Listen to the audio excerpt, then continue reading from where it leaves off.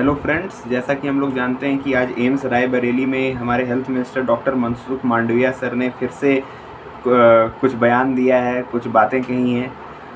तो पहले हम उनका स्टेटमेंट जो है वो सुन लेते हैं। वो वीडियो आप देख लीजिए, उसके बाद फिर इससे क्या मतलब निकाला जाए उस पर डिस्कशन करेंगे। तो पहले आप वीडियो देख लीजिए। एग्जाम्पल, आपकी यूनिवर्सिटी एम्स आपको एमबीबीएस की डिग्री दे रही है, वो आपको दे देगी। जैसा आज कोई लो ग्रेजुएट हो तो लो ग्रेजुएट की डिग्री उसको अपनी यूनिवर्सिटी दे देगी, बट उसको जब हाई कोर्ट में या तो कोर्ट में प्रैक्टिस करने के लिए जाना है तो उसको एग्जाम पास करनी पड़ेगी।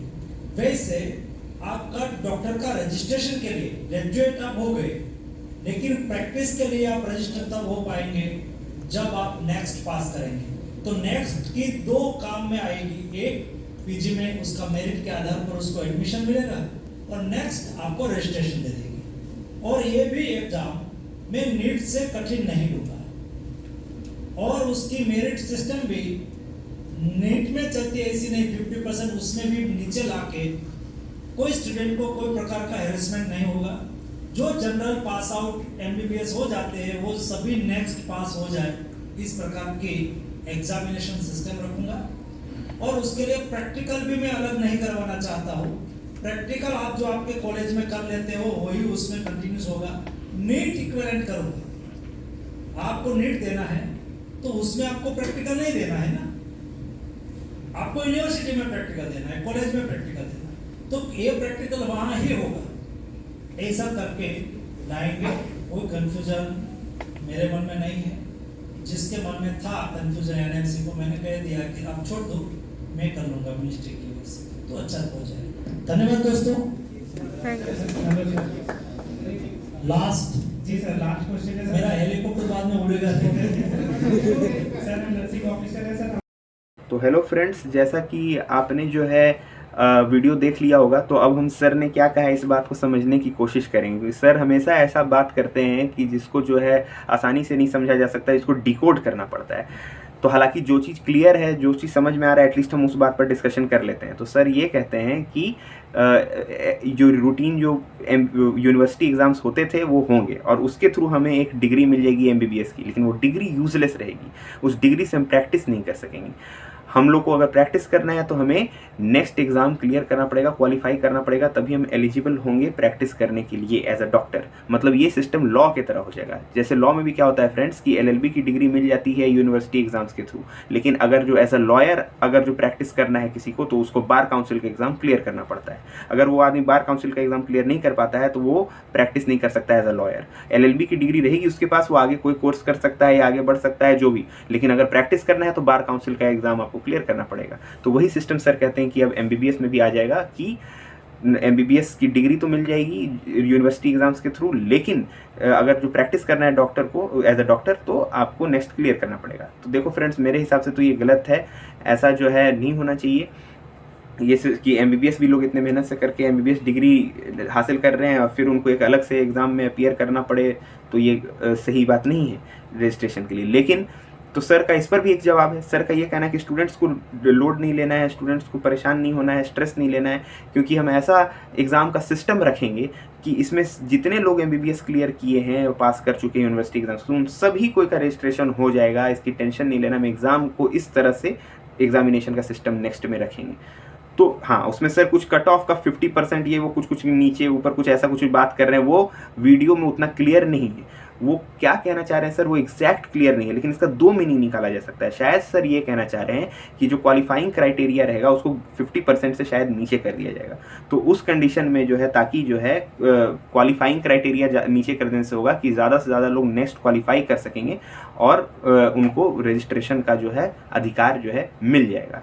इसका एक दूसरा मतलब भी हो सकता है कि नेक्स्ट एग्ज़ाम का जो है लेवल थोड़ा नीचे कर दिया जाएगा क्वेश्चंस का, जिसके चलते अधिकांश लोग इसको पास कर पाएँ। तो पहला वाला बात तो सही है। अगर आप क्वालिफाइंग क्राइटेरिया गिरा देते हैं 50% से नीचे तो चलो ठीक है, उससे असर नहीं पड़ेगा, उससे कुछ खास वैसा दिक्कत नहीं है। लेकिन अगर एग्जामिनेशन का आप लेवल आसान कर देते हैं, क्वेश्चंस का लेवल आसान कर देते हैं, तो दिक्कत हो जाएगी। क्यों, वो मैं एक्सप्लेन करता हूँ। जैसे कि क्योंकि सर ने ये भी कहा है कि नेक्स्ट का जो है value as a PG entrance भी होगा, मतलब पीजी की सीट्स भी नेक्स्ट एग्जामिनेशन के थ्रू ही मिलेंगे। तो next examination will be equal to NEET PG, इस सर हमेशा कहते हैं। तो इसका मतलब कि नेक्स्ट एक कॉम्पिटिटिव एग्जाम भी होगा। तो अगर आप कॉम्पिटिटिव एग्जाम का क्वेश्चन का लेवल घटा देते हैं, तो अभी जैसे नीट यूजी में हो रहा है कि कट ऑफ जो है बहुत हाई जा रहा है, सभी क्वेश्चन आसान आता है, सब लोग जो है 650 से ऊपर नंबर ले आता है, बहुत सारा लोग। फिर क्या होता है कि खेल जो है, सिलेक्शन का खेल जो है किस्मत बेसिस पर ज़्यादा हो जाता है, मेहनत बेसिस पर कम हो जाता है। मतलब किस्मत से उस दिन बदकिस्मती से किसी का एक क्वेश्चन गलत हो गया तो उसका हज़ारों रैंक नीचे चला जाता है, क्योंकि उसी नंबर पर बहुत सारे बच्चे रहते हैं। तो ऐसा में क्या होता है कि जो नॉलेज का खेल कम हो जाता है, किस्मत का खेल ज़्यादा हो जाता है। इसलिए कॉम्पिटिटिव एग्जाम में कभी भी क्वेश्चन आसान नहीं होने चाहिए। और सर को ये बात समझना चाहिए कि अगर जो आप कहते हैं कि आप एक अलग एग्ज़ाम लेंगे, उसका क्वालिफाइंग क्राइटेरिया नीचे कर देंगे और हम ये इंश्योर करेंगे कि सारे एमबीबीएस वाले जितने लोग एमबीबीएस क्लियर कर चुके हैं वो सभी लोग जो है रजिस्टर हो जाएं, उनको रजिस्ट्रेशन कोई दिक्कत नहीं आए, तो रजिस्ट्रेशन का अलग से एग्ज़ाम करवाना ही क्यों है?